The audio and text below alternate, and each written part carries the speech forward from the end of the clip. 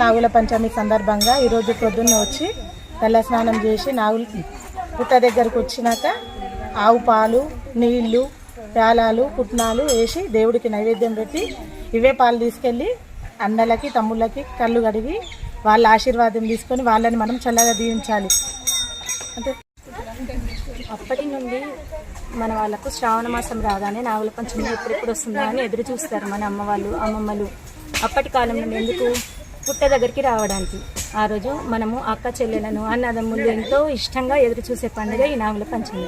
ఈరోజు ఈ పుట్ట దగ్గరికి పొద్దున్నే వచ్చి ఆవు పాలతోటి పుట్ట దగ్గర పూజించి, పుట్టలో అప్పట్లో పాములు ఉండేవి కదా, ఆ పాములను మన పిల్లలను ఎలాంటి బాధ పెట్టకూడదు, ఎలాంటి వాటి కరవడం అలాంటి చేయకూడదని భక్తి శ్రద్ధలతో పుట్టను పూజించి అవే కళ్ళను మనం అవే పాలను మనం ఇంటి దగ్గర మళ్ళీ తిరిగి కళ్ళు గడిపించుకుంటాం. ఇది అప్పటి నుండి వస్తున్న పండుగ. ఇప్పటికీ కూడా మనం నమ్మకంతో మనమందరం పాటిస్తాం. మీరు కూడా పాటించండి.